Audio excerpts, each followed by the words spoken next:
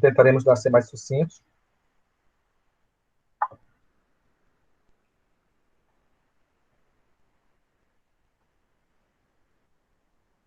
Então, o assunto que nós veremos hoje vai ser a continuidade do assunto que nós vimos semana passada sobre embriologia do sistema urogenital, tá? Para vocês, para que nós possamos revisar e vocês se localizarem onde nós estamos falando, é importante que vocês tenham um entendimento de como ocorre até o passo, a terceira semana. Então, assim, após o coito, relação sexual, entendeu? Onde a mulher tem ovulado e a introdução do espermatozoide dentro do trato genital feminino, entendeu? O espermatozoide vai migrar até a região da ampola da tuba uterina e vai fecundar o óvulo, tá? Após essa fecundação, vai se iniciar o período embriológico.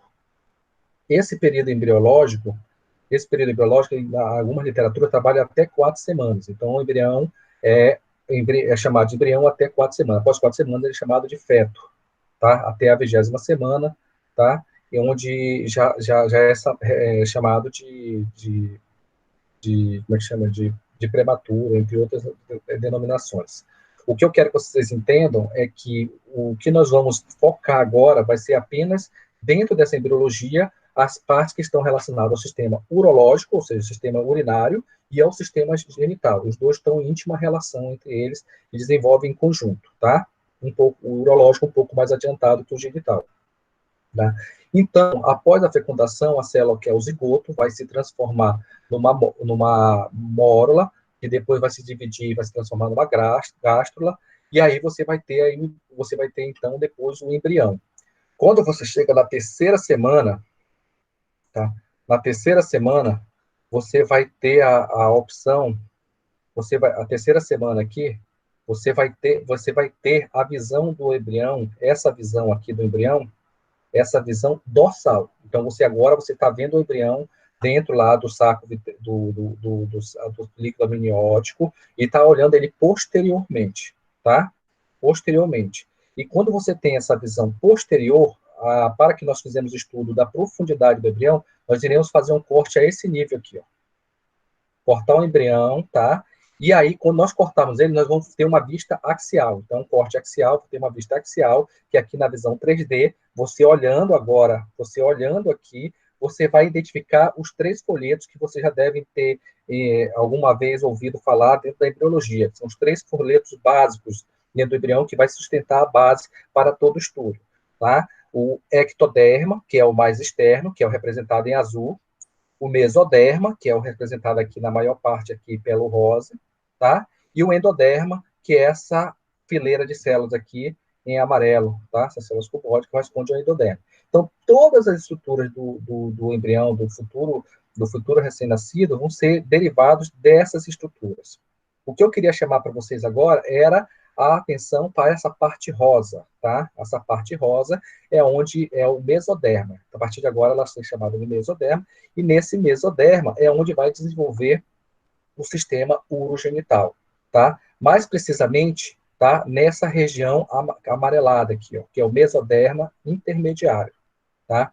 Então, o mesoderma intermediário é onde vai estar o cordão nefrogênico. O cordão nefrogênico são as estruturas que vão dar origem ao rim e às vias urinárias, tá? E também a crista gonadal, que vai dar origem também ao sistema genital, tá? Então, atentem ao mesoderma intermediário, tá?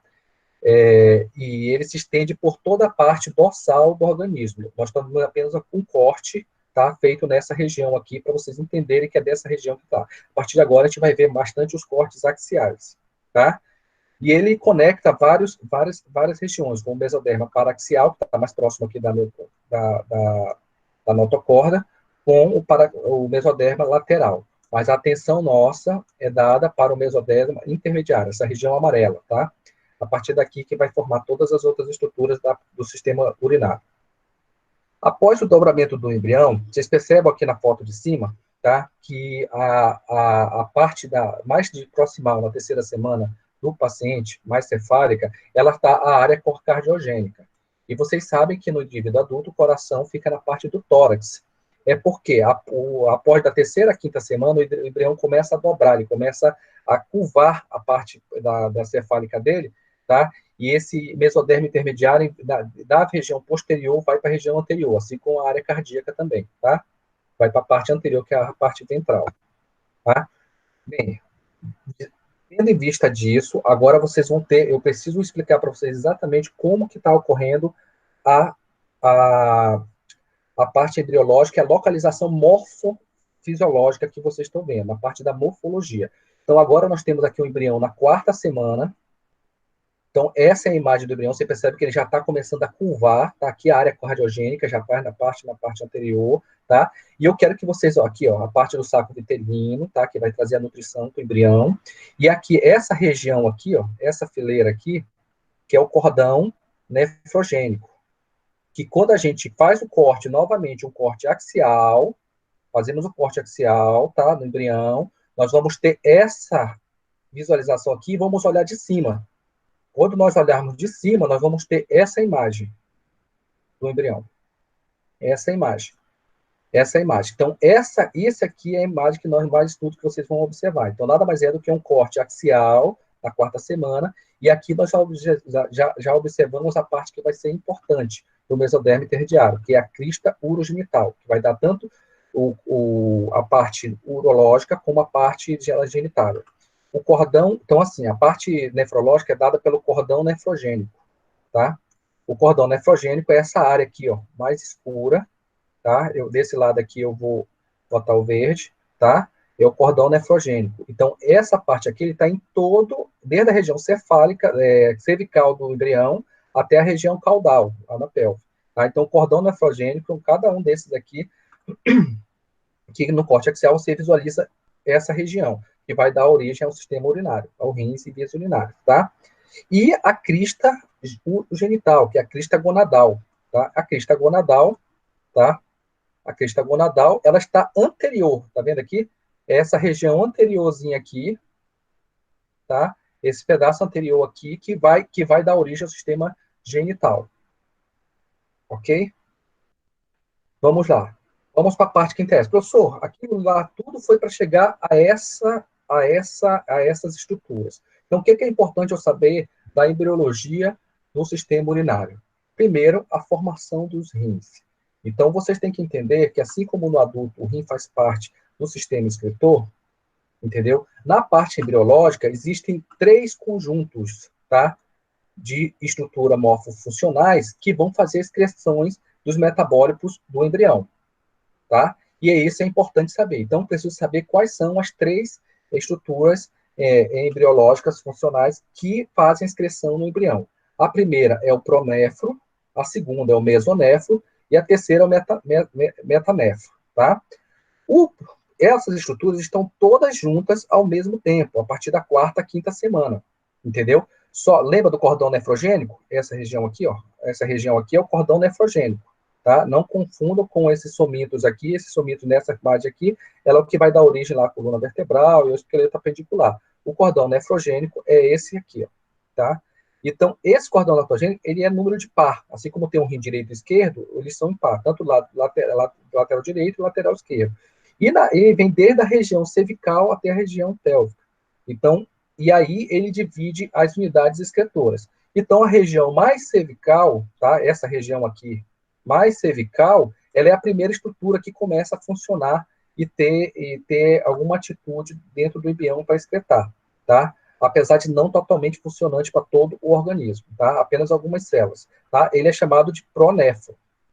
Então, ele é apenas essa estrutura aqui que corresponde a essa região aqui do embrião, a região cervical, o pronéfron. A segunda região é uma região um pouco mais alongada, muito maior, que ela vai dar desde a região torácica até a lombar alta, que é o mesonéfro, tá? O mesonéfro é essa estrutura aqui que está alongada. O mesonéfro já tem uma funcionalidade maior no embrião, tá? Ajudando nas excretas, como já tem glomérulos e túbulos aqui nefrogênicos, tá? E a terceira região, que é a que tem a funcionalidade mais tardia, ou seja, demora mais a desenvolver, lá pela oitava semana, é o metanefro. Repare que ele está lá embaixo, na região já pélvica, lombar baixa e pélvica, tá? Ele é apenas essa estruturazinha aqui, ó, que eu vou falar. essa estruturazinha aqui é o metanefro, tá? Mas ele é importante, vamos falar de um, porque ele vai ser os primórdios do rim definitivo, tá? Vamos falar de cada um separadamente.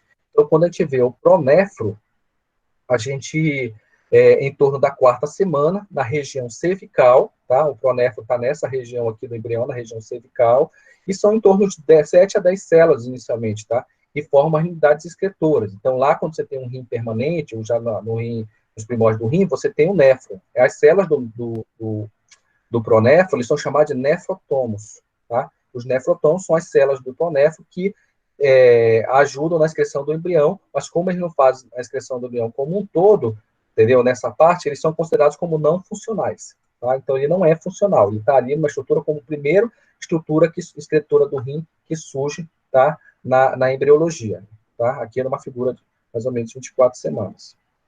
A segunda estrutura já é o mesonéfro. O mesonéfro já vai ter várias funções, tá?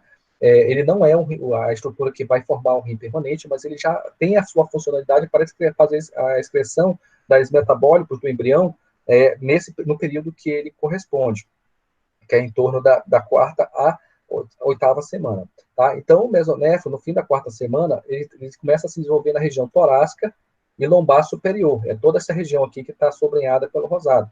Tá?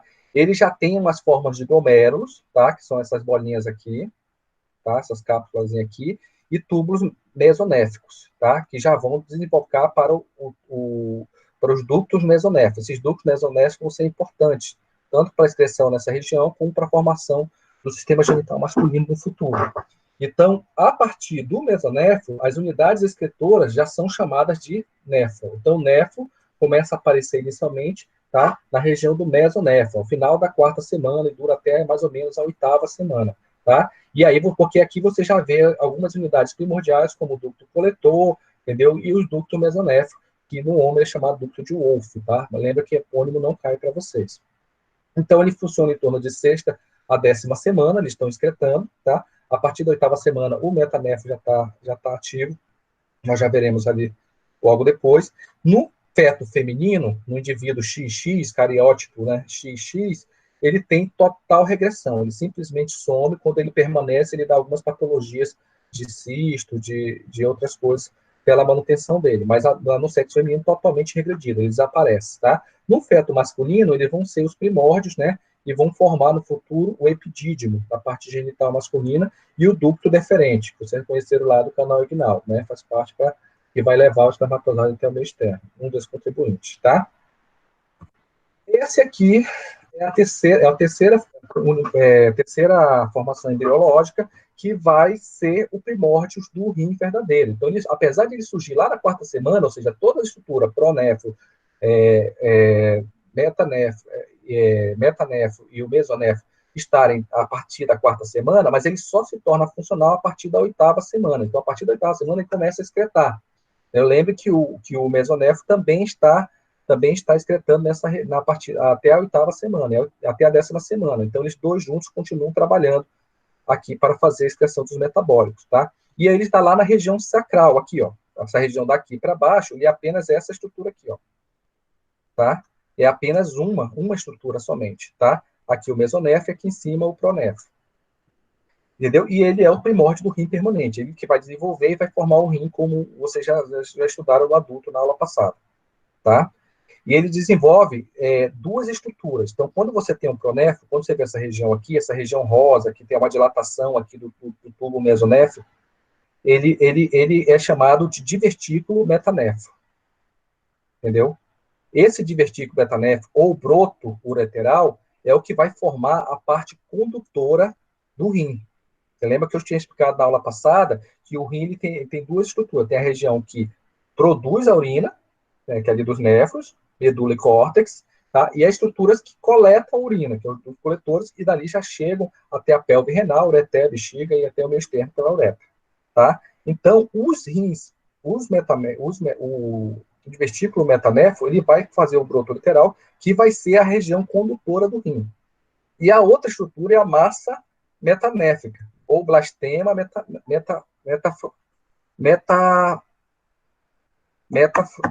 metanefrogênico, tá? Blastema beta-nefrogênico, tá bom? E é essa região aqui que vocês veem que já parece até com o córtex do rim, tá? Que envolve o divertículo metanéfico, ele envolve, e aqui é que vai surgir as unidades excretoras, os néfrons, tá? Do metanéfrico. Vamos ver mais especificamente. Então, divertículo metanéfrico, ele é dividido em broto lateral, ele também é chamado de broto lateral, que é essa região amarela aqui, ó. Vou pintar de verde agora no coisa. Esse aqui é o divertículo metanéfrico, ou broto lateral, que vai formar a parte da pelve, dos cálices menores e maiores, tá? E ele é uma evaginação do ducto mesonéfico. O ducto mesonéfico é esse aqui em azul, que agora eu vou pintar em verde. Entendeu? Essa região aqui é o mesonéfro, tá? E aqui é o metanéfro. Ele é uma evaginação, ou seja, é uma saída, uma saliência, é uma eversão, tá? Do tubo mesonéfrico, tá? Que está próximo à cloaca. Cloaca é essa região aqui, ó, tá? Que é onde vai se originar a bexiga e é a região mais anterior aqui, a parte da crista urogenital, a parte genital do embrião, tá? Da genitália. E aí, eles são os primórdios tanto da pelve como dos cálices menores e tubos coletores. A outra parte que nós vamos ver agora são o blastema metanéfrico, que é o que vai dar origem ao córtex e à medula renal, onde vai estar os néfrons, que é essa região negra aqui, tá? O que acontece? Vamos lá. E aí, quando você vê a massa metanéfrica, que é aquela região negra lá que vocês viram, tá? É onde vai ter a parte caudal do cordão nefrogênico, ou seja, mais distal, que é onde vai estar formando, tá, os primórdios do córtex renal, tá, dos glomérulos, tá, e dos tubos com torcida, alça de Henle, que vai dar origem ao néfron. Então, os néfrons, deixa eu voltar um pouco aqui, eles estão nessa região aqui escura, nessa região negra, que eu vou sublinhar de verde agora, que é isso. Aqui é onde vai ser a origem o córtex renal e a medula renal, então as pirâmides. E aqui que vão estar os néfrons. Quando eu amplio lá dentro, eu vejo a formação dos néfrons lá dentro. Os néfrons, os néfrons, eles têm essas estruturas aqui, eles começam apenas com uma cápsula e o tubo coletor, depois eles fazem esse segmento de S aqui, tá? E lá pela nona semana, oitava, nona semana, eles já estão funcionais, tá? Cada glomérulo com sua arteríola, tá? E já estão produzindo a urina do embrião, tá? Para ser excretados metabólicos, tá? Vamos ver como é que desenvolve, então, esse metanéfron, tá? Então, na extremidade, então, assim, como é que aquela blastoma metanéfrico vai desenvolver? Inicialmente, ali na quarta semana, você tem somente essa estrutura. O divertículo com divertículo, o broto lateral, divertículo metanéfrico, e o blasfema metanefrogênico, que é o broto, que é a massa metanéfrica, tá? Que vai dar origem ao córtex. Ela vai se dividindo, ela se divide em torno aproximadamente de 15 divisões, que vão ser os futuros cálices maiores e cálices menores, tá? Que é a região da pelve primitiva, tá? E a massa metanéfrica é essa região aqui, a mais escura, tá? Que vai dar origem ao córtex, tá? Ela é induzida a formar vesículas e tubos coletores, entendeu? E é o que vai dar origem aos futuros néfrons. Então, elas vêm as divisões aqui um rim já, um recém-nascido, já com todos os glomérulos, os tubos, cálices menores e cálices menores ativos, tá? Que vão fazer a coleta da urina. Néfron. Mais importante para vocês saberem, então, a estrutura do néfron. Desde a aula passada que eu fui chamando a atenção. Por quê? Porque é a unidade morfofuncional do rim, tá? Ele se diferencia em tubos coletor e cápsula glomerular. Então, ampliando aquela imagem anterior lá, você vê aqui, ó, cápsula, tá, glomerular, e a parte interna, o túbulo coletor. Em seguida, ele vai se dilatando, a cápsula coletor vai se dilatando em forma de S, essa região. E esse vai se alongando, alongando, e vai formando os túbulos contorcidos, proximais, tá, e distais, tá? E distais. Aqui o néfron já é funcional, tá? Então, aqui você já tem um glomérulo, uma cápsula, tá? E arteríola. Tem uma arteríola aqui de artéria que entra e uma veia que sai, onde vai fazer a filtração do sangue, tá? Desculpa, todas são artérias, que entra e sai o sangue filtrado, é o sangue arterial, tá? E você já vê as estruturas do néfro, que seria o, o glomérulo, tá? O tubo contorcido proximal, a alça de Henry, que é essa mais fininha aqui, mais delgada, tá? E o tubo contecido distal, que é essa região aqui, tá? Mais proximal, próximo do tubo, ducto coletor do néfro, tá? Ele filtra, ele começa, ele está no divertículo metanéfrico, né? E na massa metanéfrica, começa a filtração dele em torno de 9 semanas. Então, 9 semanas, de 8 a 9 semanas, ele começa a excretar a urina, e eles são os primórdios, essa função aqui que vai se multiplicar e vai formar o rim permanente que nós já conhecemos, tá? Mas a maturação dele só ocorre após o crescimento, até após o nascimento, tá? Isso, por que é importante saber disso, tá? Importante disso, porque sabe, qualquer alteração nessas estruturas, do néfro, metanéfro, podem levar a alterações anatômicas, tá?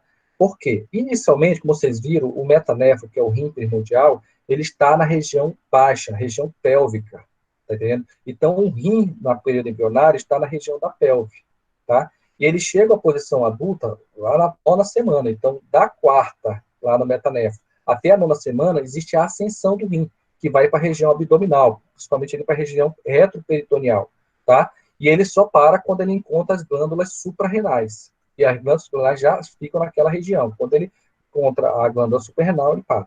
As artérias renais, por que é importante isso? Porque as artérias renais, quando vocês viram lá com a professora Alice, a artéria renal, ela é ramo direto da artéria aorta. Mas no período embriológico, o ramo dela sai inicialmente da artéria ilíaca comum, dessa região. Então, aqui, ó, vejam aqui na foto, essa aqui é a posição do embrião, tá? Na quarta semana, tá? E aqui, essas amarelinhas aqui, é a suprarrenal. O rim vai ascender até encontrar a suprarrenal, entendeu? Aqui você vê, entendeu? O rim de um feto. Essa foto, então, o rim de um feto é essa região aqui, ó. É um rim lobulado, tá entendendo? De um recém-nascido, é um rim lobulado, recém-nascido, ele tem várias variações, mas com o aumento e o crescimento da proliferação dos néfros, ele vai se distendendo e vai ficando cada vez mais livre. Essa região aqui anterior são as suprarrenais. Essa parte de cima aqui são as suprarrenais, tá? Suprarrenais, só a nível de curiosidade para vocês. Então, ele vem e ascende até as suprarrenais. Conseguindo, tá. E aí, o que isso vai fazer, o que isso vai ser importante, então, para a minha vida? O que eu preciso saber? Por quê? Porque alteração nesse período embriológico, eu posso ter problemas no rim no futuro. Então, eu posso ter apenas, por exemplo, se um lado lá do cordão nefrogênico não funcionou e atrofiou e não formou, eu vou ter uma patologia chamada agnesia unilateral do rim, ou seja, o paciente nasce somente com um rim, o outro rim não existiu. Eu posso ter um rim que não migrou, ou seja, lá na quarta semana ele está na pelve, porque ele veio lá da baça nefrogênica, lá do metanéfro, tá? E ele não ascendeu até a nona semana e não encontrou aqui a suprarrenal. Então, eu tenho um rim pélvico. Então, a gente chama de rim ectópico, um rim que não está na região que era para ele estar, tá? E aí, ou seja, eu posso ter, por exemplo, artérias, algum problema de desenvolvimento, artérias que era para sair diretamente da aorta, a artéria ainda continua saindo da ilíaca, entendeu? Continua saindo, uma variação anatômica. E eu posso ter também problemas assim como eu posso ter falta de um rim, eu posso ter rins supranumerários. Então, eu posso ter mais de 2 rins, entendeu? Pela divisão. Um cordão nefrogênico, um metanéfro, em vez de ficar individual, único somente, ele se dividiu em dois. E você tem 2 rins, que pode ter 2 ligações arteriais, 2 ureteres, 3 ureteres, entre outros. Tá bom? Então, isso é o mais importante para você saber. Às vezes, o paciente nem sabe disso, porque a maioria dessas patologias não causa sintoma, você só vai saber quando precisa fazer algum exame de imagem ou tem alguma alteração patológica que faça você investigar a parte renal, e aí no exame de imagem você identifica que tem alterações anatômicas. Dando continuidade, a gente vai ver agora a formação do ureter. Então, nós já vimos a embriologia do rim, vamos seguir todo o trato urinário e depois a parte genital. A parte do ureter, entendeu?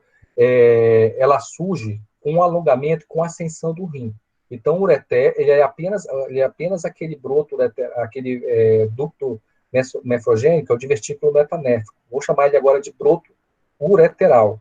Então, o broto ureteral, que é essa parte branquinha que sai aqui do cordão nefrogênico, aqui do ducto mesonéfrico, ele vai se alongar com a ascensão do rim. Então, da quarta semana até a nona semana, o rim vai migrando para a posição abdominal, vai ascendendo, e ele vai tracionando esse broto ureteral e ele vai se alongando. Quando ele vai se alongando, ele vai ficando cada vez mais posterior na bexiga, tá? E mais lateral, entendeu? E assim a entrada dele fica oblíqua, por isso que às vezes é difícil lá no trígono vesical, você tem que usar o parâmetro do, do trígono vesical para achar o ósseo do ureter. Ele está lateralizado com uma entrada oblíqua. Até uma das garantias para ele ficar oblíquo também é porque ele evita a regurgitamento, ou seja, a volta da urina da bexiga para o rim, tá? E conforme a bexiga aumenta, as partes distais do ducto mesonéfico, ou seja, o ducto mesonéfico é esse cara aqui, ó, que a ascensão dele vai ter o mesonéfro, lá em cima o pronéfro, tá? Esse ducto aqui vai se aderindo à parte da bexiga posterior, tá? Da bexiga posterior e depois ali a parte da próstata. Que no homem, por exemplo, o ducto mesonéfrico, ele vai formar o ducto deferente e epidídimo, tá? Bexiga. A bexiga, ela já tem uma origem embriológica associada ao sistema digestivo, tá? Ao sistema digestivo. Então, assim, nessa região aqui, essa região amarela, é chamada de cloaca. Essa parte aqui, ó. Vou clicar aqui e vou mostrar lá embaixo, tá? Cloaca. E ela é dividida por um septo que está nessa região, tá? Tá vendo essa parte aqui? Essa região divide por um septo chamado septo urogenital, tá? Desculpa, septo uroretal, que vai dividir a parte da bexiga, tá? A parte da cloaca a ventral, com a parte posterior, que vai dar origem ao reto, do intestino posterior, tá? Que é a parte mais dorsal. Então, aqui é a região da frente do embrião, a região anterior, e aqui é a região posterior. Então, a parte posterior do embrião vai dar origem, a parte dorsal vai dar origem ao reto. E a parte anterior vai dar origem ao sistema urinário e a parte do sistema genital também, tá? Então, esse seio, então a parte uroretal, dividida por esse septo, a parte ventral vai ser chamada de seio urogenital. Eles guardam esse nome que a gente sempre vai usar o seio urogenital.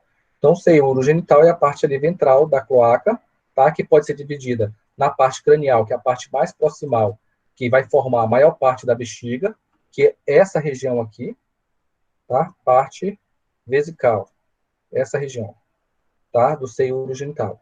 Aí você tem a parte pélvica dela, que é essa parte aqui do meio, tá? Que vai formar a uretra, tá? Na mulher, toda a uretra da mulher, e no homem a parte da uretra prostática e a uretra membranosa.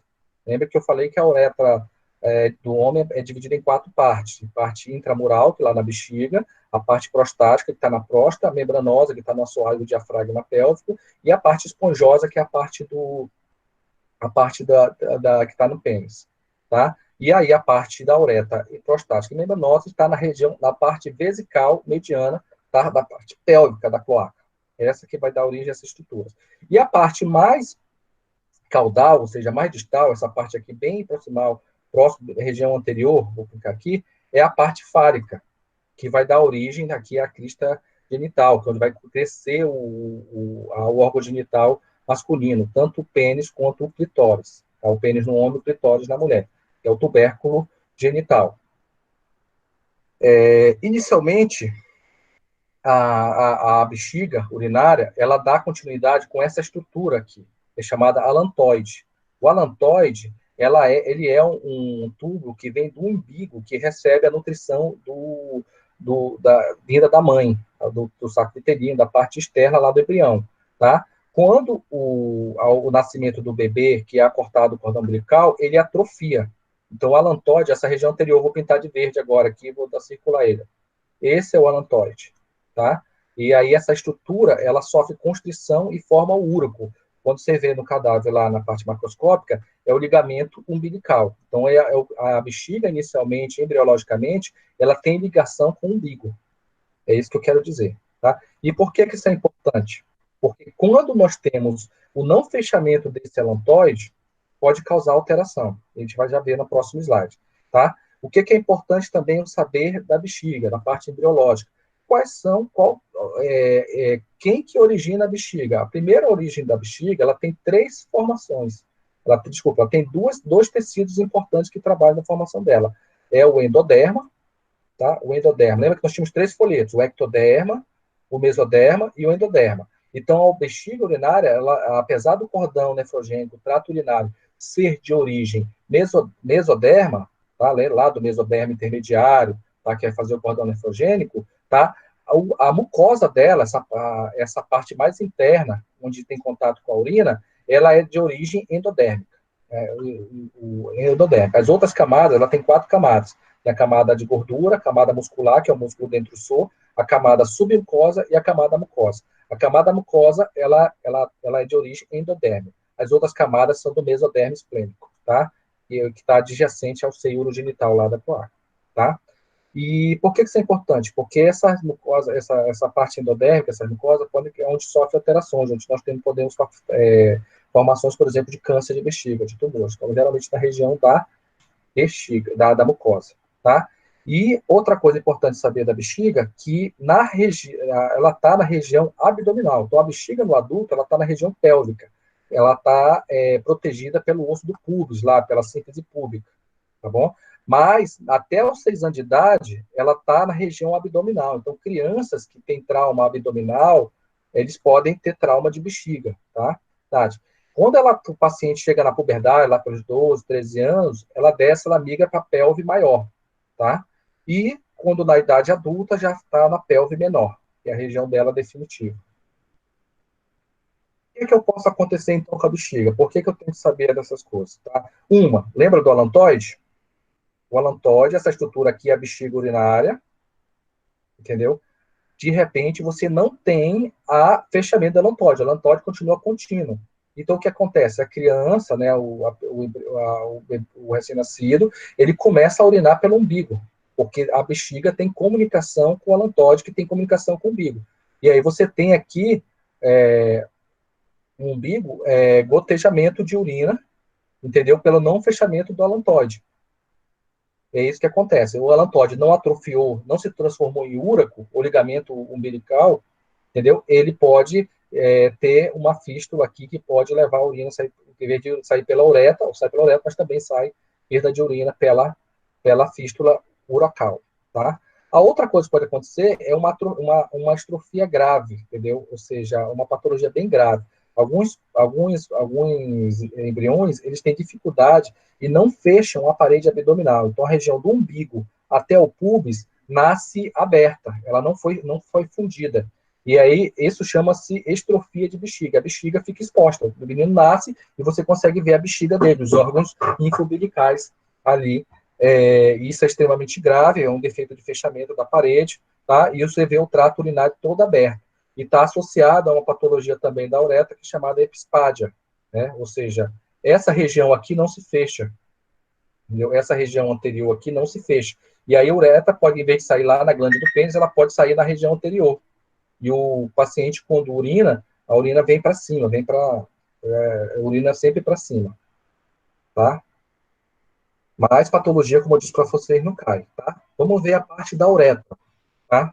Então, a uretra, a maior parte então, da uretra masculina, ela é lá e toda a uretra feminina, ela vem do endoderma, tá? Como nós tínhamos visto posteriormente. A parte da mucosa dela ali, toda do endoderma. Então, essa aqui é a uretra feminina, então ela sai da cloaca, a parte do...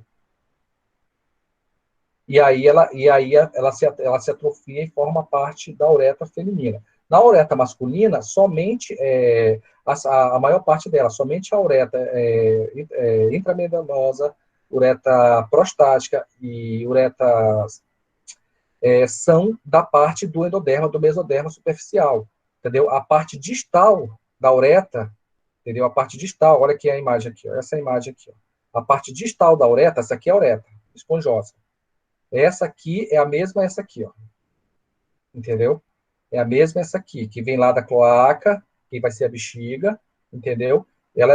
Mas a parte distal dela, essa aqui, ela é tecido ectoderma, tecido aqui azulzinho, ó, entendeu? Quando ele fecha aqui a parte da glândula do tênis, ele invagina para dentro do canal da uretra e forma o terço distal da uretra. Então, é de tecido ectoderma, tecido de pele, onde vai ter ali a fossa navicular. a fossa navicular do pênis, então é tecido ectoderma. Só para vocês saberem que a uretra masculina tem 2 tecidos também, assim como nós vimos na bexiga também, de 2 origens embrionárias, tá? A parte externa. Então, o tecido conjuntivo liso da uretra, ou seja, que faz a musculatura lisa ali, são derivados lá do mesênquima esplânico, que é lá do cordão nefrogênico, tá? Ou seja, mesoderma. Então, a uretra ela tem três camadas. Então, só a uretra masculina, principalmente, a feminina só tem essas duas, só tem o endoderma e o mesoderma, tá? A uretra masculina ela tem os 3 folhetos embrionários na sua composição. Vamos entrar agora então, no sistema genital, tá? O que é importante, então, eu entender do sistema genital? O sexo genético, ou seja, o cariótipo, entendeu? O cariótipo do indivíduo, que determina se ele vai ter características masculinas ou femininas, ele é determinado desde a fecundação, pelo tipo de espermatozoide que fecunda o óvulo. Se é um espermatozoide XY, vai dar um indivíduo do sexo masculino. Se é um espermatozoide que tem um cariótipo sexuais, que são os 2 últimos cariótipos, o ser humano tem 46 cromossomos, pares de 46 cromossomos. Os 2 últimos pares, ou seja, 44 autossômicos e 2 cromossomos que determinam características sexuais, que são, se for XX, ele vai dar fenótipo do sexo feminino. Isso se não houver nenhuma alteração, a gente vai vendo né, no final as alterações que podem causar alterações no fenótipo genital, tá? Então, desde da fecundação, você já consegue saber se é um sexo masculino ou feminino. Quem determina isso é a ordem dos espermatozoides que fecunda o óvulo, tá? Mas o que é importante é que o sistema genital, ele desenvolve, entendeu? Ele desenvolve junto com o urinário. Então, você vai ver que tem muitas partes do sistema urinário que depois evoluem para estruturas que vão formar o sistema genital. Mas o urinário desenvolve primeiro. A formação lá do pronéfilo, ela vem primeira do que a formação, a diferenciação sexual da genitália, dos órgãos genitais, tá? Como assim? Por quê? Porque as gônadas, que são ali o testículo, o ovário, eles, até a 7ª semana, entendeu? Onde o rim já está ali na parte do mesonéfilo, já está sendo produzido, até a 7ª semana, as gônadas não dá para diferenciar se o embrião é masculino ou se ele é feminino, entendeu? Elas são indiferenciadas, tá? Indiferenciadas. E após após a 8ª, 9ª semana, é que eles começam a diferenciar em testículo e ovário, ou ovário, determinado se tem os hormônios de cada uma estrutura, tá? Então, os tecidos do testículo e do ovário são divididos de 3 fontes. Então, vocês prestem atenção, que eu sempre gosto de dizer, essa estrutura é de origem de que tecido? Quando eu falo que tecido, eu digo se é de mesoderma, se é de ectoderma, se é de endoderma. Ou seja, ectoderma, fazer uma sequência para fixar mais, mesoderma ou endoderma. Então, o testículo e os ovários tem são 3 folhetos que podem cobrir ele. Mas todos são de origem mesoderma, tá? Então, nós temos o mesotélio que reveste a parede abdominal posterior. Então, como assim, professor? Eu não estou entendendo. Vocês lembram que eu falei lá que tinha o seio uroretal, né? Que dividia a cloaca lá na região do seio urogenital, a região anterior, ventral, e a região posterior, que era que dá origem ao reto. Você está entendendo? Então, essa região aqui do mesotélio do intestino posterior manda estímulos e células para a região genital. Então, ele contribui para a formação da crista genital, tá? O mesênquima subjacente, que é essa estrutura aqui, esse cara aqui. Então, faz parte dos ovários e testículos. Mesentério, intestino posterior. Mesênquima, que é essa região aqui. E a região mais proximal aqui, ó, perto onde está o líquido aqui, ó, o celoma, tá? Nós temos aqui a crista gonadal, que vai ter células que vão migrar lá do saco uterino, vão vir para cá para formar o cordão gonadal, que é onde vai se formar o testículo, tá? Então, as células germinativas, elas migram do saco vitelino. Então, assim, não ela vem de externo ao embrião, migram para a gona e vão se diferenciar. Se tiver os hormônios masculinos, em espermatogônio. Se for, não tiver o cromossomo Y, não for masculino, ela vai fazer ovogônia e vai formar. Então, aqui, ó, as células migrando, esse azulzinho aqui, tá? Seguindo aqui, do saco vitelino, Elas migram e vêm para essa região aqui, que é a região da crista gonadal. Vamos fazer um corte axial nessa região aqui, um corte axial aqui, e vamos olhar ela aqui, ó, de cima para baixo e ampliar nessa outra figura. Então, aqui, ó, saco vitelino ali, ó, as células migram e vêm para essa região aqui, ó. Elas vêm para essa região que é a crista gonadal, que é essa região aqui, ó. Então, essas células germinativas que vão se diferenciar ou em espermatogônios ou em ovogônios, dependendo do estímulo hormonal que elas tiverem. Elas vêm para essa região. Aqui você consegue identificar, para você se localizar, esse aqui é o cordão nefrogênico, tá? Onde está o rim do indivíduo. E na região mais anterior aqui é a crista gonadal, que vai dar origem ao sistema genital. Então, quando as células chegam nessa região, olha elas aqui, vou grifar do outro lado aqui, ó. A região aqui, tá? Que é da crista gonadal. Quando elas chegam aqui, elas vão sofrer a ação dos hormônios, tá? Que hormônio é esse? Se o embrião ele é XY do sexo masculino, essas células vão produzir, tá? Vão produzir um hormônio chamado fator diferencial de testículos. Tá? Fator determinante de testículo. Então, esse fator determinante de testículo é primordial, tá? É primordial para todo o desenvolvimento das gônadas, tá? Então, assim, essa informação genética para a produção desse hormônio está no braço curto do cromossomo Y. Então, nessa região aqui do cromossomo Y, o braço curto do Y, traz informações genéticas que vão produzir o fator determinante do testículo. Se o embrião tem fator determinante de testículo, tá? Por volta das 7 semanas, todos são iguais, tanto masculino como feminino.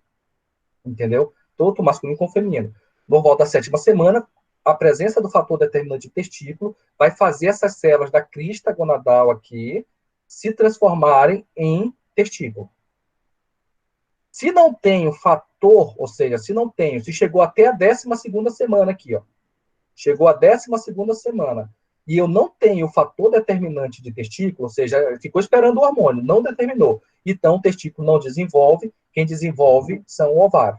Então, percebam bem, essa parte que eu grifei aqui em verde, que eu estou apontando aqui, é a parte do córtex, da crista gonadal. Essa parte que eu vou só botar o verde aqui, ó, é a famosa medula. Então, a crista gonadal, ela tem aqui a parte da medula, esse pontinho que eu botei aqui, que é essa parte rosada que tem aqui, e essa aqui é a parte do córtex, então as células da crista gonadal, células germinativas. Então, a gônada diferenciada, isso aqui, 5 semanas, não tem. Até a 7ª semana, não tem. Aqui eu estou com 5 semanas. Essa é a imagem. Então, daqui, nessa região, quando eu faço esse corte, eu não consigo dizer se o indivíduo é masculino ou feminino, no corte embriológico ou corte histológico. Entendeu? A glândula diferenciada, ela tem o córtex externo, que é esse verde aqui que eu passei, e a medula que está mais dentro. Então, o córtex está mais externo, medula mais dentro. E a medula interna, tá? Então, quando o embrião é XY, masculino, essa medula, entendeu? Essa medula progride. Ela cresce, ó, ela vem aqui adentro, ela cresce em direção ao córtex. Aqui é o córtex, isso aqui é a medula, ela cresce, ó. Ela cresce e forma os túbulos seminíferos, entendeu? Que vai ajudar na formação do testículo. No túbulo seminífero, nós temos as células testiculares de Leydig que produzem hormônios, entendeu?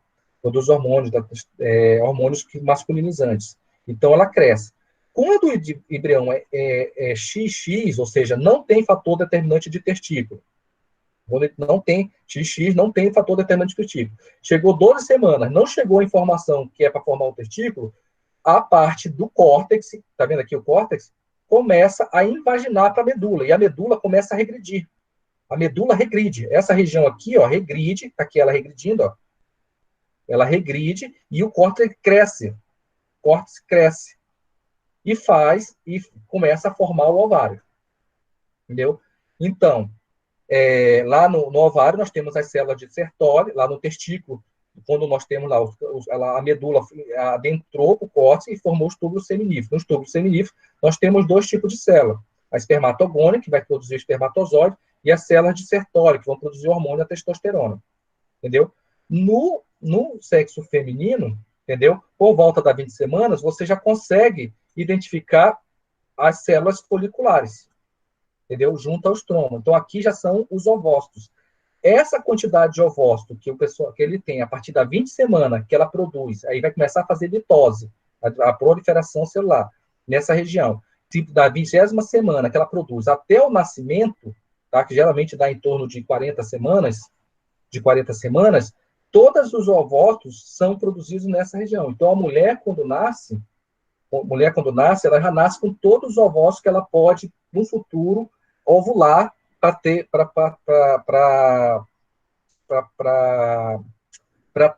uma fecundação, para ter uma gestação. Então, ela, desde o nascimento, ela já tem os ovócitos dela. E esses ovócitos, após o nascimento, não nascem mais. Mas, como é uma quantidade muito grande, após o nascimento, tem uma grande destruição de ovócitos.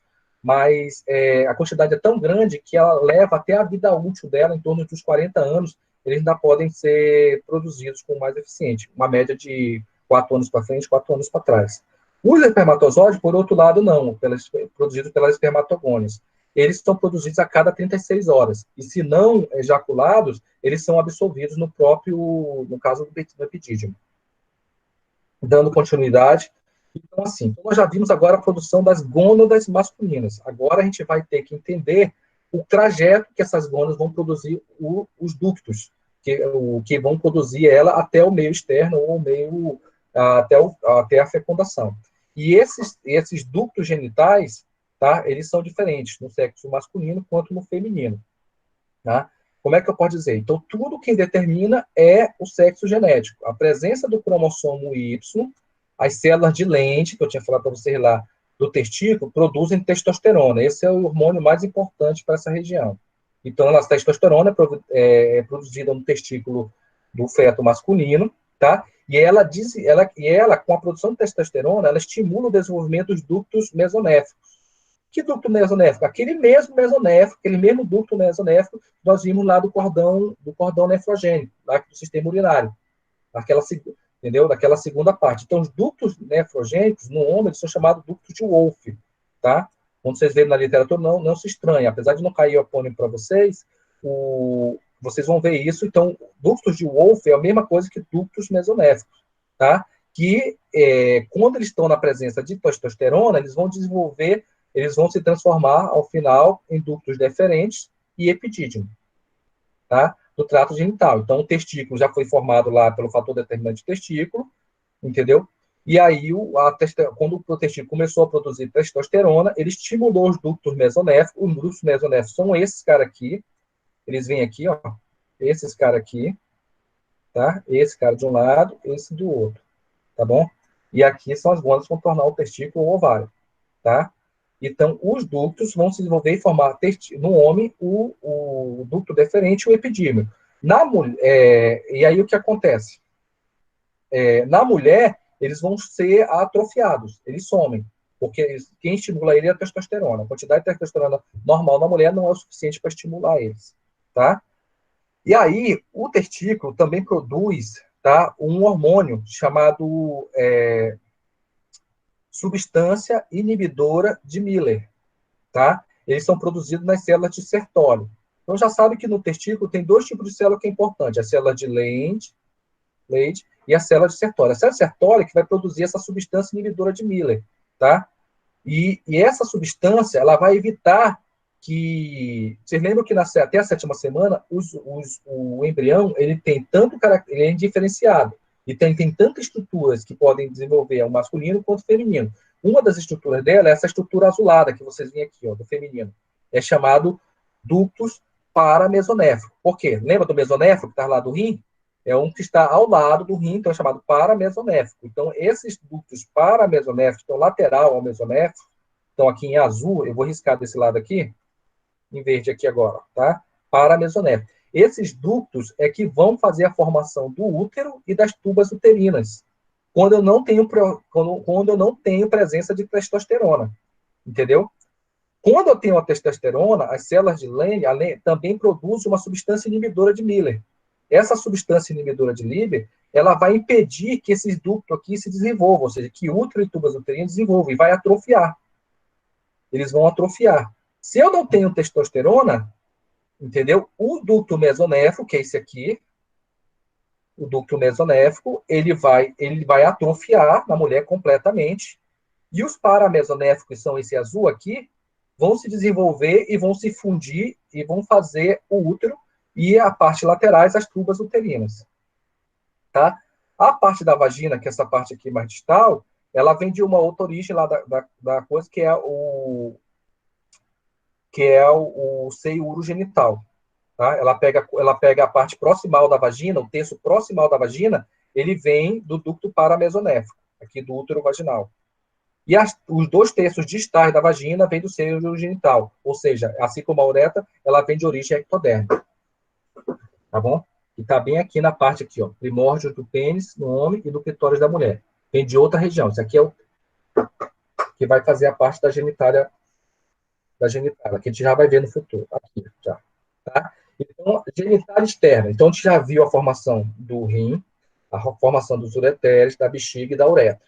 Depois, a gente foi ver a parte da genitália. A gente viu a parte da genitália, as gônadas, testículos e ovários, como se formaram. Depois, a gente viu os túbulos que conectam essas gônadas ao meio externo, que é que foram as tubas uterinas, o útero e vagina na mulher, no homem o ducto deferente, o epidídimo, o ducto deferente, e a parte da uretra, que a gente vai ver agora na parte externa, a parte da uretra externa que vai se formar, vai dar o sêmen. Tem também o ducto ejaculatório, antes da uretra. O que acontece? Então, na genitália externa, até a 4ª semana, entendeu? O mesênquima em proliferação produz o tubérculo genital. Tubérculo genital é essa região aqui, ó. Essa região aqui, que está rosada, rosa escura, tá? Que vai ser o primórdio do pênis, da glândula do pênis, ou do clitóris da mulher, tá? Mas até a 4ª semana ele é diferenciado. Na verdade, é diferenciado até a 7ª semana. Porque na 6ª semana ele cresce de tamanho, entendeu? Ele fica grande até a 18ª semana, mas até a 7ª semana você consegue perceber, tá? E ele cresce de tamanho. E o que acontece? E aí você já consegue ver uma fusão, entendeu? Do septo uroretal. Lembra que nós tínhamos aquela imagem sagital que mostrava o uroretal em cima, o urogenital em cima e o uroretal embaixo, entendeu? Dividido pelo septo uroretal. Agora você está olhando de frente. Você está olhando de frente e está vendo essas duas imagens. Então, de frente, aí você vai ver o septo uroretal, a fusão, que é a fusão, entendeu? A fusão dele ocorre bem aqui, ó. Ele funde, entendeu? E divide a parte da genitália e a parte anal. Aqui é a membrana anal e aqui é a membrana urogenital. Lembrando que isso aqui é da 4ª à 7ª semana. Mais especificamente, essa imagem aqui é da 6ª semana. E aí não dá para diferenciar se é homem ou mulher. Isso aqui pode se transformar tanto em órgão genital masculino como órgão genital feminino. Entendeu? Até a 7ª semana eles são indiferenciados. E a diferença começa a aparecer a partir da 9ª semana. Então, a partir da 9ª semana, eu já consigo diferenciar se esse embrião ele é masculino ou se ele é feminino, pelo fenótipo da genitália, tá? Mas, somente depois da 12ª semana, ou seja, depois de 3 meses, é que eu vou ter certeza, a genitália vai estar completamente formada e eu consigo afirmar. Por isso que quando você vai fazer a determinação do sexo do embrião, você só consegue fazer a partir da 12ª semana. Isso se o bebê ajudar, tiver com a perninha aberta, né? Quando não tá, só consegue fazer com 16ª. E faz a ultrassom de 3 meses, e depois tem que fazer a ultrassom de 4 meses para descobrir o sexo. Existe outra forma de descobrir qual é o cariótipo, o sexo do paciente? Existe o exame cromossômico de sangue, que você faz geralmente na 8ª semana. Então, você tira lá da boca da mulher, da mucosa da mulher, da boca lá, tira o cariótipo, faz o cariótipo. Então, se ela é uma mulher e aparecer lá no cariótipo um cromossomo Y, você sabe que o bebê dela é 100% de ser chance masculino. E aí eu já libero o teste de sangue lá com 8 semanas, que são 2 meses, a mulher já sabe se o filho dela é homem ou mulher.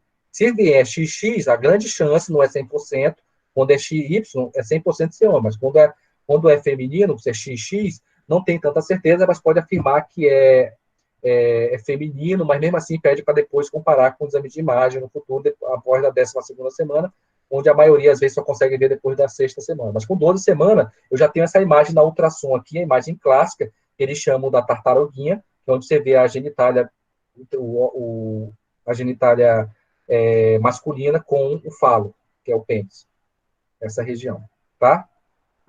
Continuidade, então, a genitália externa masculina. Como é que forma, então, a genitália externa masculina?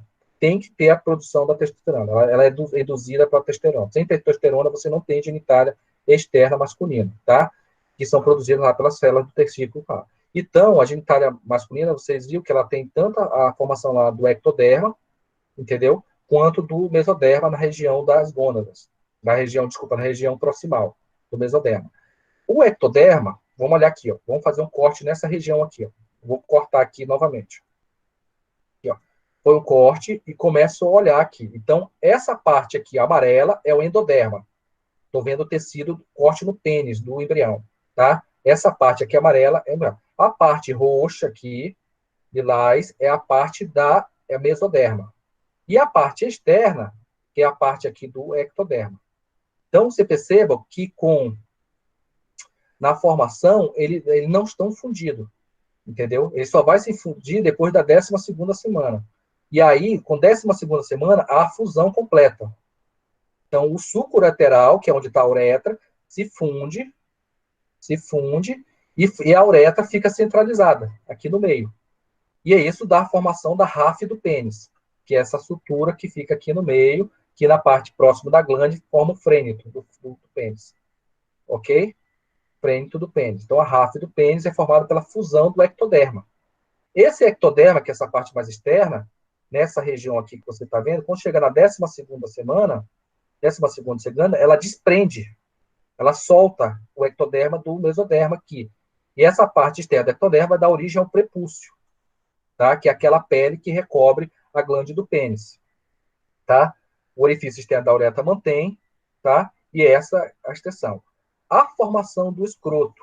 Então, assim, você vê que essa região aqui de baixo, na genitália masculina, aqui eu sei o septo que fundiu.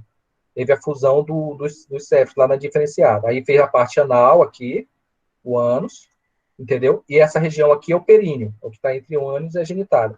E aí você tem aqui as intubescências lombosacrais fundidas. Essas intubescências, assim como o pênis, ele começa a fundir no sexo masculino. Elas fundem e formam um escroto. Então há uma fusão. E essa região anterior aqui é chamada de ráfide do escroto, que é essa parte aqui, ó. Ráfide do escroto. É a ráfide do escroto. Então é a fusão. Qual é o problema? Por que eu tenho que ver isso aqui? Porque quando isso aqui dá o problema, que ele não funde, dá patologia, que é o que a gente vai ver depois. Tá bom? Guardem isso aí. E na feminina? Então, eu tive lá na 7ª semana, a genitália era aquelas 2 imagens primeiras que eu mostrei. Entendeu? Muito parecida. A partir da 9ª semana, ela começa a se diferenciar. Então, se eu não tenho testosterona, entendeu? Onde era para desenvolver a glande do pênis, não desenvolve.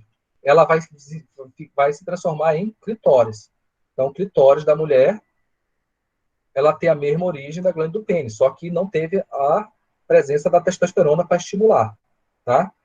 Então, o clitóris, ela se desenvolve a partir das pregas urogenitais. Então, nós temos principalmente 2 pregas, entendeu? Essa interna e essa externa aqui. Ó. São 2 pregas. Esse aqui formaria o corpo do pênis. Na mulher, ele vai formar a região da vulva. A região da vulva, onde vai ter o óteo vaginal e o óteo uretral. Tá? Então, ele não se funde. Então, como no homem é essa fusão pela presença dos hormônios, na mulher só há fusão na região posterior e na região anterior, que vai dar origem às comissuras lábio posterior e a comissura lábio anterior. Então, assim, a fusão dessas vão formar isso, e na parte da parte posterior, na parte anterior, também vai formar o monte pubis, essa fusão. Com a fusão dos lábios na parte anterior, entendeu? Aqui vai formar o monte pubis, tá? Da intumescências internas vai formar os pequenos lábios. Então, essa região aqui vai formar os pequenos lábios, que iria fundir e formar o pênis. Aqui na mulher vai formar os pequenos lábios. E a externa, entendeu? Vai formar os grandes lábios. Essa região externa aqui vai formar os grandes lábios. E a pequena, os pequenos lábios. E aí você tem a formação da genitália feminina. Que no ultrassonografia, que o livro não mostrava, você vê que em vez de uma tartaruguinha, tira a cabeça da tartaruguinha e diz que fica só o sanduíche. Tá? É a aparência na ultrassonografia, e o ultrassonografista informa que o sexo é feminino, mas mesmo assim ele não consegue afirmar, diz para fazer uma outra, para não comprar ainda chovar, fazer uma outra ultrassom depois de um mês e tal, como está muito cedo na 12ª semana. Ok? E aí, então, que problemas eu tenho? Então, patologia, eu falei para vocês que não cabe, tá? Que problemas eu posso ter? Que problemas eu posso ter quando eu tenho alterações nessa embriologia? Eu separei alguns. Então, percebam, doutor, não está todo o livro, não. Eu li todo o livro, não sei que li todo o livro e vi que isso aqui é o resumo das coisas que eu acho importante, que vocês têm que ter saber, até para poder ler o livro e não se confundir, tá bom? Que no final, a resposta final é sempre a do livro, tá bom? Então, na questão das anomalias, na parte da diferenciação sexual, eu tenho algumas anomalias que eu separei para vocês. A primeira é o hermafroditismo, tá? Que verdadeiro. Ele é extremamente raro, tá? Não tem foto dele aqui. Ele é extremamente raro, entendeu? Ele resulta de um erro da determinação do sexo. Ou seja, é problema cromossômico. O indivíduo, quando você vai fazer o cariótipo desse indivíduo, você vai olhar, algumas das células têm 46 cromossomos X, tudo X, e algumas células do mesmo indivíduo têm XY. Então, é tipo como se fosse um mosaico, entendeu? É um erro genético raro, mas que existe e acontece. E aí, o que acontece? A genitália interna desse paciente é variável. Então, ele pode ter uma útero e trompas uterinas ou não, pode ter epidídimo e ducto deferente, com órgãos internos. E a genitália externa, geralmente ela é ambígua, entendeu? Você, quando nasce, o pediatra, a mãe ali tem dificuldade de diferenciar se é homem ou se é mulher. Isso quando não nasce com uma vaginazinha e um pênis em cima, entendeu? Com duas genitálias. É importante que você, é extremamente raro, entendeu? Mas a maioria, a literatura fala, a maioria dessas genitálias ambíguas, do hermafroditismo verdadeiro, a família acaba criando como mulher, entendeu? E aí é isso que acontece na maioria das vezes. O que é mais comum? O mais comum são os pseudos hermafroditismos, ou seja, hermafroditismo não falsos, né? E aí nós temos dois, nós temos o masculino. Então, o que é o hermafroditismo masculino? Entendeu? É um homem, que é esse aqui, ó, tá? Esse aqui. É um homem que tem características de mulher, tem corpo de mulher, fala de mulher e tudo. E, inclusive, foi criado como mulher. Mas quando você faz o cariótipo dele, vai lá fazer o cariótipo, ele é XY. Por que isso acontece? Isso resulta na falha na produção da testosterona. Apesar de ele ter o cariótipo XY, ele tem uma alteração que o testículo dele não produz testosterona, ou se produz, não produz na quantidade adequada, entendeu? E isso faz com que os órgãos, na ausência de testosterona, as estruturas diferenciadas desenvolvem as caracteres femininos, entendeu? A outra característica é, ou ele não produz testosterona, ou as células lá da crista gonadal, entendeu? As células genitais, não reconhece a testosterona. Tem algum problema no receptor dessa célula que quando o hormônio chega, ele não entra na célula. Então é como se não tivesse. E aí, ou ele não produz a testosterona, ou as estruturas, o tecido das genitais, eles não captam, eles não identificam essa testosterona. E aí ele acaba direcionando para a femininização da genitália. Então, é um homem que parece mulher. Algumas pessoas, não sei como é que acontece, mas algumas pessoas só identificam essa patologia quando casam, que vão ter relações sexuais e não conseguem engravidar. E aí, quando vão investigar, a pessoa descobre que casou com um indivíduo com sexo genético masculino,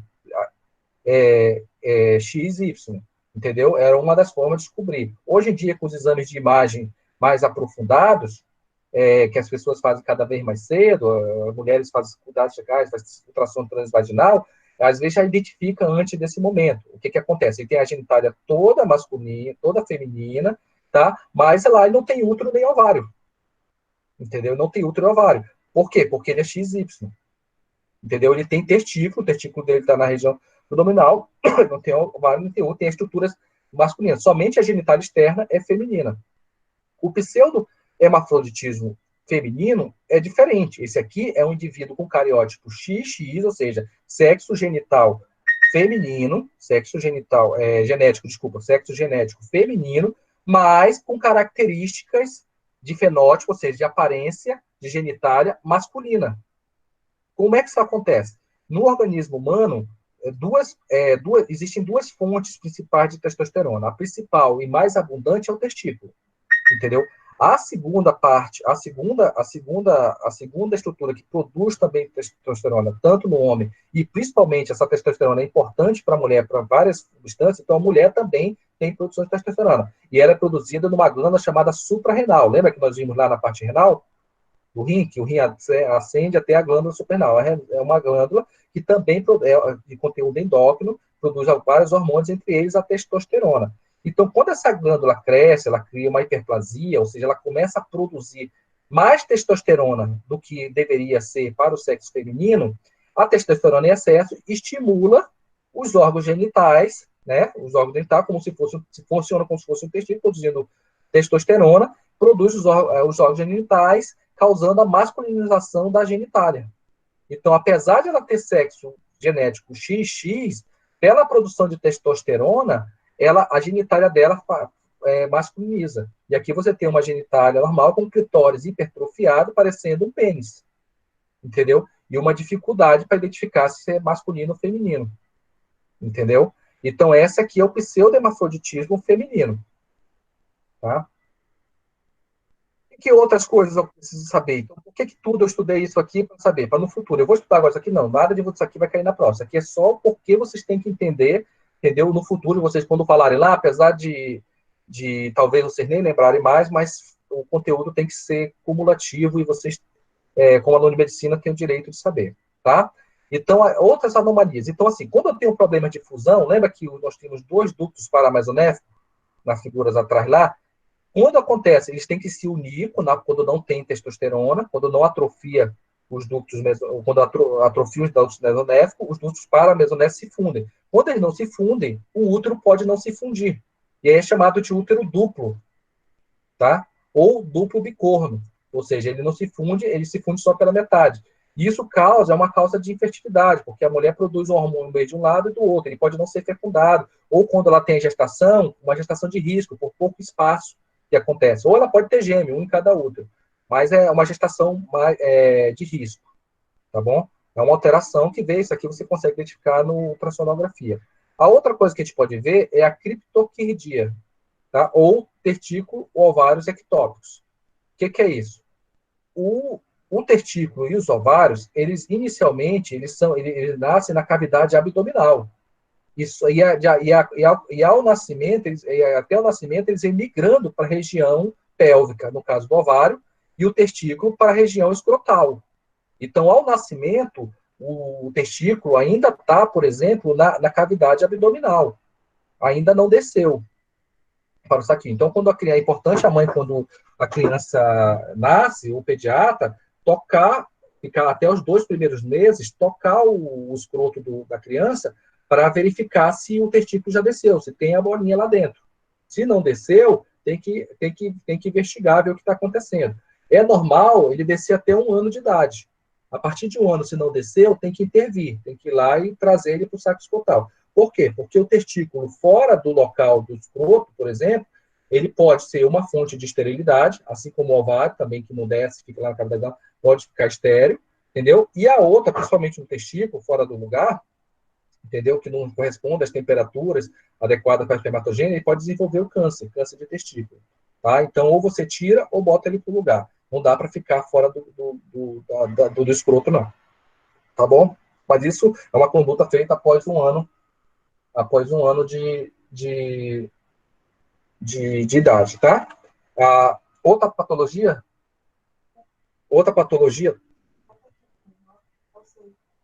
tá? Epispádia, tá? A epispádia é aquela que nós tínhamos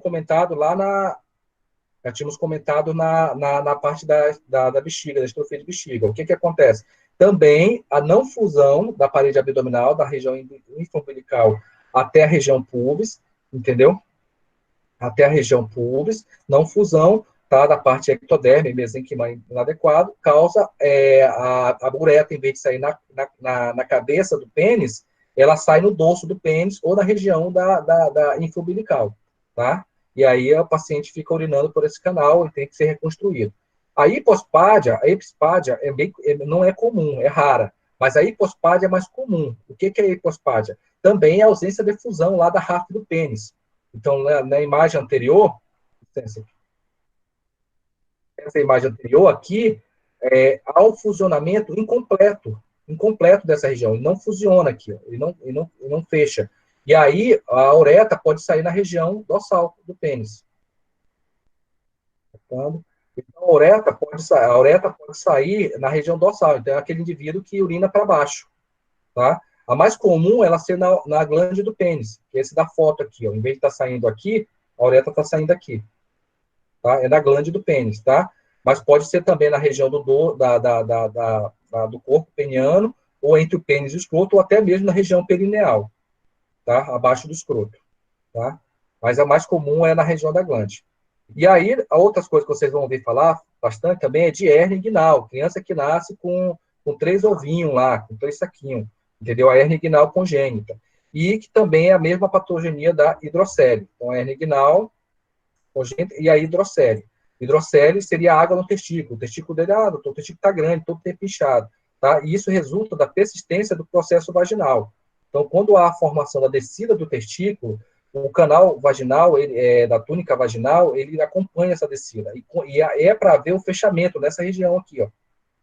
Quando não há o fechamento desse processo vaginal, ele continua aberto, líquido da cavidade abdominal migra para o testículo e causa o edema, que é a hidrocele.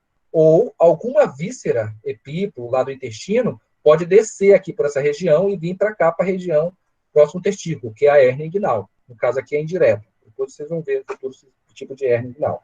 E por último, nós temos a fimose. Tá? A fimose é uma patologia que resulta do não descolamento do ectoderma da glande peniana. Então, vamos voltar à nossa imagem lá anterior. Tá? Então, quando eu estou lá na 12ª semana, o ectoderma, aqui, ó, tá vendo? O rosinho é aderido ao mesoderma, aqui, que é a glande do pênis.